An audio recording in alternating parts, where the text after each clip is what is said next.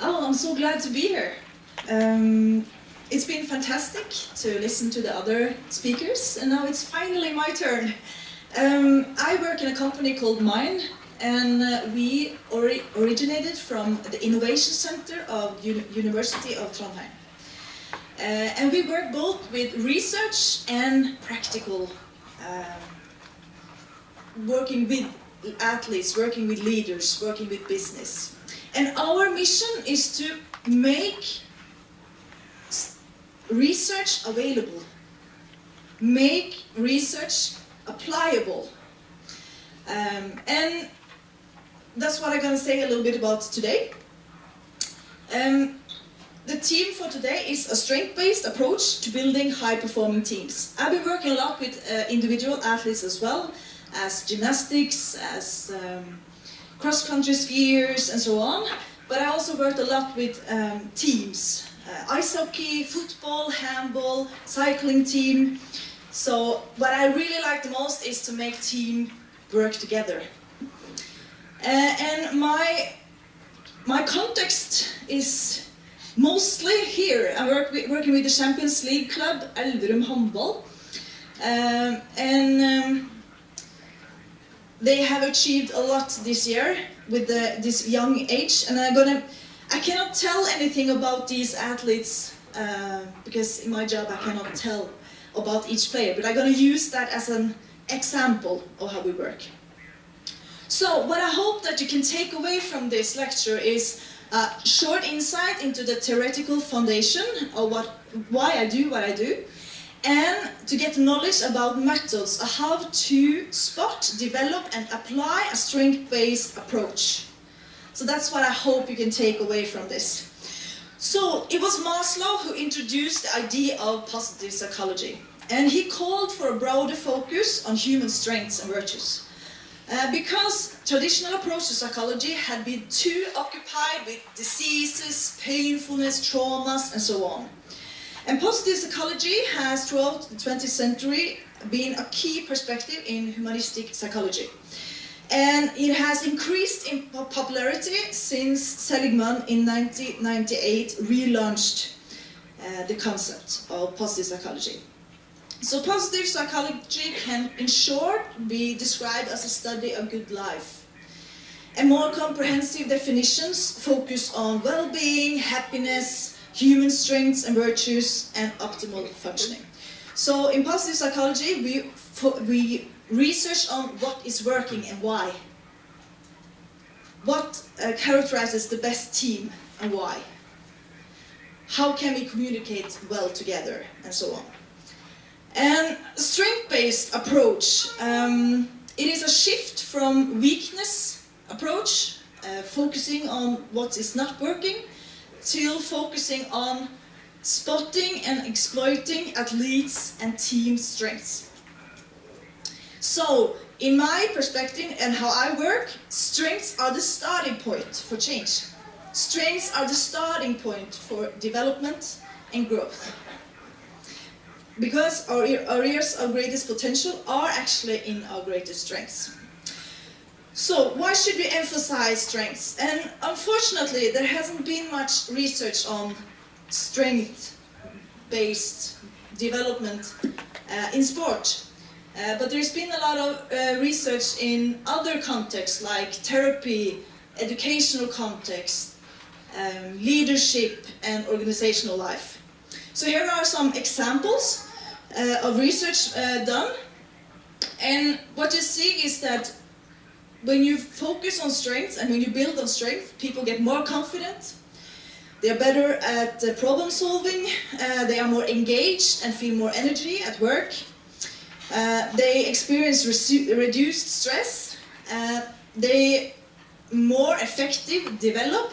And what is really interesting is that research over here, where managers were told, or they were separated, some leaders were supposed to give only feedback on the strengths. And the other leaders were only giving feedback on weaknesses. And then they looked what happened with the performance. And the leaders who focused on strengths, the performance increased by 36.4%. And when leaders focused on weaknesses, the performance decreased by 26.8. That's pretty interesting. So for me, the strength-based approach, I think it's a good idea. And the guy before me also talked about using strengths, focusing on what is your best side, who are you at your best. But what is interesting is that only a few of us know our strengths. Only 1 out of 3, fewer than that, have a meaningful understanding of strengths. And that's why it's really important when you start to work strength-based to start with getting to know your strengths. What is my strengths? So I'm going to say a little bit about that. There's a lot of different perspectives and methods and approaches to strength-based methods. And here are some of them. The strength finders say that strength starts with talents, and the talents are refined with knowledge and experience. Realize 2 focus on that strengths come from capacities that you are born with and that you are naturally good at, and that if you practice on it and if you do work on it, it can be your strengths. This way of working with strengths, it's more with skills. Then you work with skills. Are you fast? You take advantage of that. If you are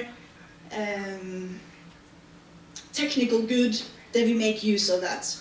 But when I work, I also work with that perspective, but I want to talk about the other one, the VIA strengths, that is values and action, from Peterson and Martin Seligman. And they don't focus on talent, they focus on values. And that's pretty interesting. They link strengths and values and say that they are really close and tied together. And I'm going to explain it to you what I mean. So the rest of the session I will talk about how to work with VIA strengths, but you can use the same method with skills as well. So what is values? That is our anchor. That is the way we live our life. That's what telling us what is right and wrong. And they are stable across time and across situations. So if honesty is important for you, it will be important at work, and it will be important in sport, and it will be important at private. And we can see that values explain and justify preferences, choices and actions. So the reason why you do what you do, the reason you choose what you choose, is based on your values. And it's where, when we can use our values and live by our values, we create meaning, belongingness and identity. And what we see is they are really close to our feelings. So have you ever experienced that someone has stepped on your values? That someone, if you are fairness, I can tell a story of my colleague. I am allowed to tell the story. When he was a young kid, he always ended up in fights, and he was pretty small. So he was the one who got beaten, always. And people told him, you should stop with that stupid behavior, because you will always lose the battle anyway. But he did it. Every time when someone started to fight, he went in the middle. And it was just 1 year ago, he really understood why. Because the fairness, he saw someone treated bad, and his autopilot said, I go between. So our values, it's really tied to how our emotions and also our behavior. Take for example, independent. Who think that independence is really important here? Yeah. What happens if you cannot be independent? What happens? If you are in an environment where you cannot be independent, but independence is, yeah, you feel like a prisoner, like, yeah, and you get frustrated, you get angry. But what if you can use your independence? What happens then? You get happy. You are pleased. What about quality? When quality is a really important value to you, and you are a part of a team where people don't care, what happens? Frustration. So our emotions and values are strongly connected. And the next model I'm going to show you, it's definitely not a theoretical model, but it's a good metaphor to explain what I'm talking about. So let us say that we can explain ourselves as a metaphor. This is a metaphor for human beings. So what is visible for us is behavior. I can see you smile, I can see you shout, I can see you angry. But why do you behave like you do? Of course, that's because of your reactions, thoughts and feelings. But have you ever experienced that you be in the same situation and totally react in a different way? Why is that? Why is it that I get angry and you don't care or just do like this and go on? What we see is that we have to look further down in the iceberg. And this is like I said, if fairness is a really important value for you, you will get really angry if you will be treated bad or unfair. And then you will do something about it. If helpfulness, if that's a really important value for you, you will be motivated to be helpful. You will think about other people, you will care about them, and you want to help them. So values almost define who we are. They decide what is right and wrong for you.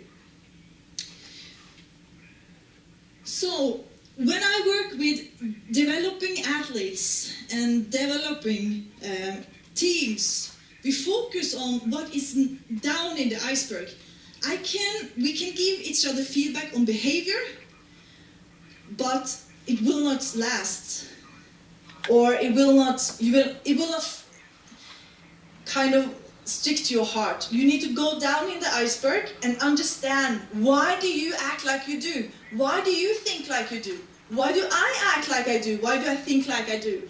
And then we need to understand the underlying mechanism of human behavior, and there we find the values. And now you might be a little bit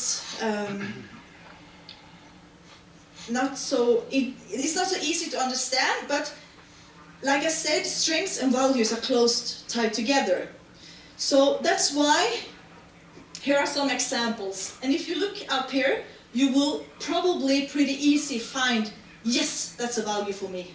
So if you look up there, what is your values? Like if you should pick 1 or 2 or 3. When you look at it, sometimes some of the words just stick out. And some of them is not that important. Have any one of you found any values that is really important for you in your life?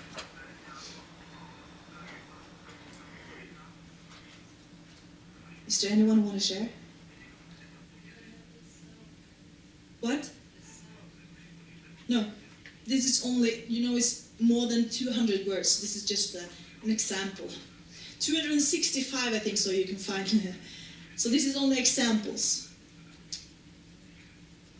Anyone want to share? For me, it's quality. So if I'm working with someone who is really high on tempo and doesn't care about quality, I can feel it inside of me that this is wrong. And I am the kind of person who can sit up all night if it's necessary to deliver. I am high on demands, and I put demands on other people. So that's how the values affect me, or how I think, act, and feel. So that's why when we talk about strengths, strengths are therefore values expressed through a pattern of thought, feelings, and behavior. And these are perceived as authentic, They create energy and lead to optimal performance. So if quality is an important value for me, I will do it as a strength. I will use it as a strength. If efficiency is an important value for me, I will use it as a strength. Do you see how it links together? How it is linked together? So the values is what it's in your stomach. The strength is how you do it in behavior and how you think and feel. So the first step, like I said, is to become aware of own and your teammates' strengths. And we call it strength spotting. And we do it in different methods, and I'm just going to show you a few of them. And the reason is that we see that it's a better starting point than focusing on weaknesses. For example, this is an example, we have these metaphors, and we put them on the wall, and then the athletes go and choose one metaphor that would describe them the most. If you choose one of these, what of these would describe you the most, and why? And then they pick one, and then they write why. And then they present this to the rest of the team. And while this person is presenting it, the rest of the team are listening. They are listening to the values and the strength in the story. So they actually also strength spotting while they are listening. They are listening to, what is this all about? Why did you choose this metaphor? And behind this metaphor, there's a lot of strengths. We use strength cards. And the athlete can take a card. There's descriptions on the back. So they can look at the cards, and then they can choose 1 or 3 that is typical them.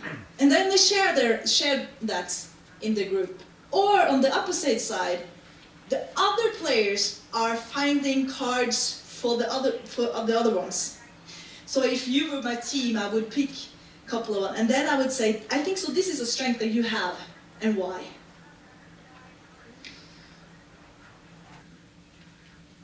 We also tell stories, because what we see is that, like I said, strengths are leading to best performance and is energetic.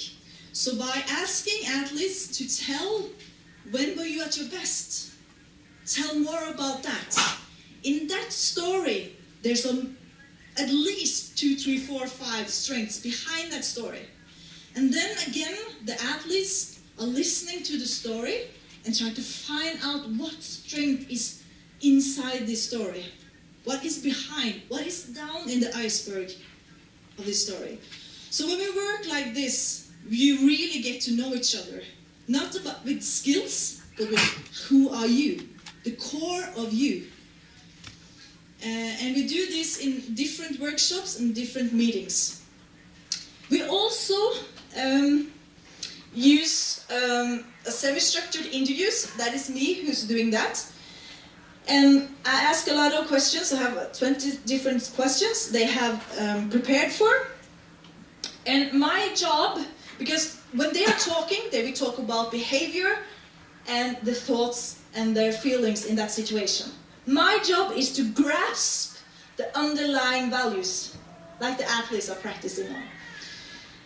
And try to find out behind that story, when the athletes tell me about preparation, and that he's never good enough, and that he's putting high demands on each other, then I can ask, quality, is that important for you? Yes. So this is how we do it, and we don't do it as a test. There's a lot of tests out there that you can pay for.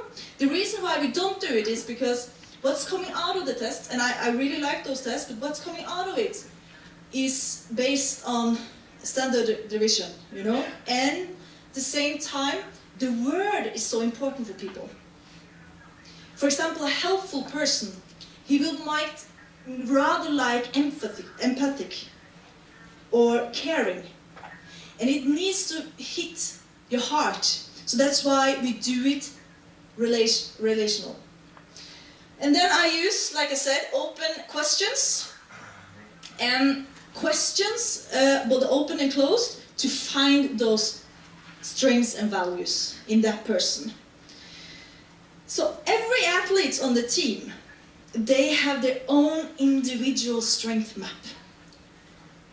And when they are looking at it, you can see that they are increasing in size because they get so proud of themselves. This is me, this is core of who I am. And did you know that every one of us are strength spotters? We're actually born to spot strengths in other people. Just look at children. When they want to play, action, creativity, they go to one kind of person. When they need trust, need comfort, they go to others. So you're actually born to look in strengths in other people. And I just wanted to test you in your ability to look straight. I'm going to show 3 quick pictures, and I would just want you to shout out, what kind of strengths have you seen in these people? And you have seen them for sure on TV. Now we are not talking about skills, we're talking about personal qualities, strengths. So this is Usain Bolt. He has been the fastest man in the world for many, many years. What strengths have you seen in him?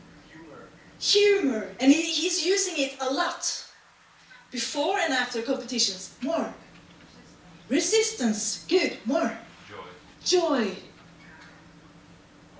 Confidence. Anything else?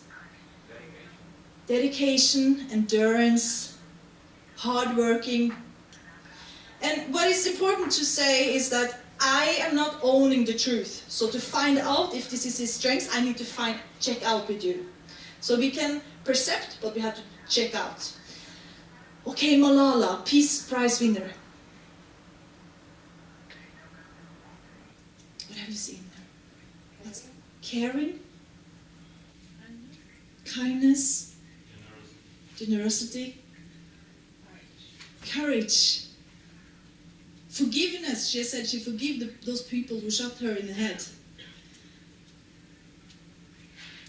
What about this character? Mr. Bean. Have you seen him? What kind of strengths does he have?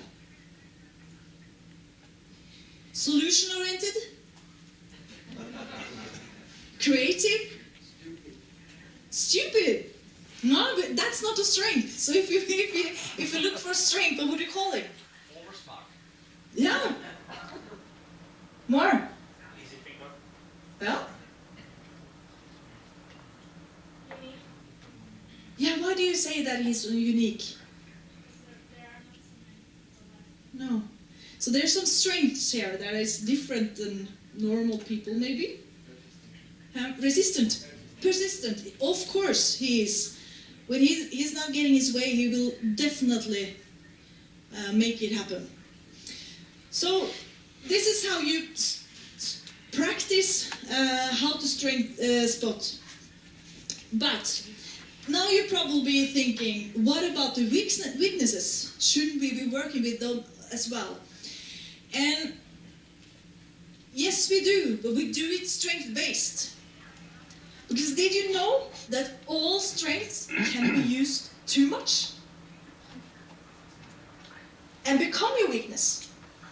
For example, the goal-oriented get tunnel-sighted.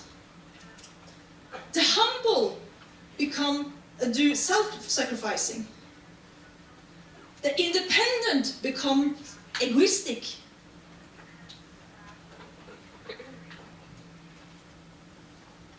So every strength can be overused, and it can become your weakness, used wrong, in the wrong context. So that's why we work strength-based, because you cannot only just know your strengths and put full speed on it and do way too much. You need to look at the context. How should I balance my strengths?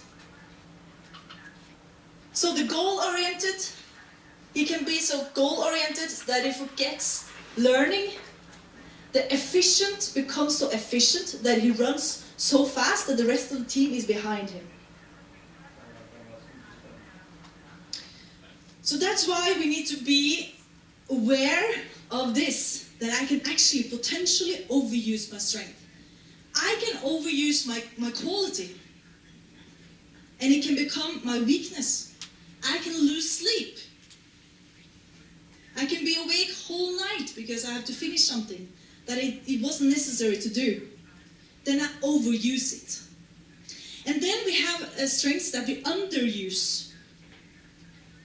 That are strengths that we are not using at the moment. And it can be that you are in a context. For example, if everyone on your team is high on tempo and efficiency, and then your strengths like perspective and details, you are not there. There's no space for that in the team, and then the team loses an important dimension. And then we talk about allergies. I'm going to say something about that as well afterwards. And then what we say when we balance our strengths, we channelize them. And when we channelize them, we do it in the context. And the reason why we do this is because that no psychological disposition or process are either positive or negative.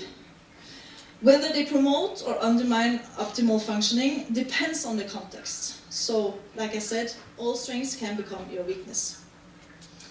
So, we need to channelize our strengths to three things: the relations you are in, the context you are in, and the task you're going to solve. For example, McNulty found that forgiveness, optimism, and kindness is a really good strength in good relationships. But what happens if you are in a really bad, abusive relationship? Then that's not good strength for you at all. People who do crime, that's a lot of strengths. They're using a lot of strengths. But it's used wrong way. It's not ethical to do it. And perfectionism is a good strength maybe when it's 14 days left to exam, but what about the day before the exam? And we have also seen the effect of perfectionism in leadership. It's a really bad combination. So when we work with overuse, underuse, allergies, and I can explain what allergies is. When you work, if I am high on quality, is there anyone here who are really like efficient? Efficiency is important. Is anyone here? Tempo, yeah. You know, and you sit together with me, and I'm so detail-oriented. And I need to talk things too. What happens? You will get frustrated, you know, you can feel it, that it's itching. Like, oh, come on, get ready to start. And this is how it works. So we have opposite values, then you feel allergy. So in a team, it can be a team player and the independent, the efficient and the high on quality, the athlete with perspective and the detail-oriented. And these can go into conflicts. So when we are not agreeing, have a problem with communicating with people, it's all normally because we have opposite strengths. We have different strengths that makes it difficult for us to cooperate.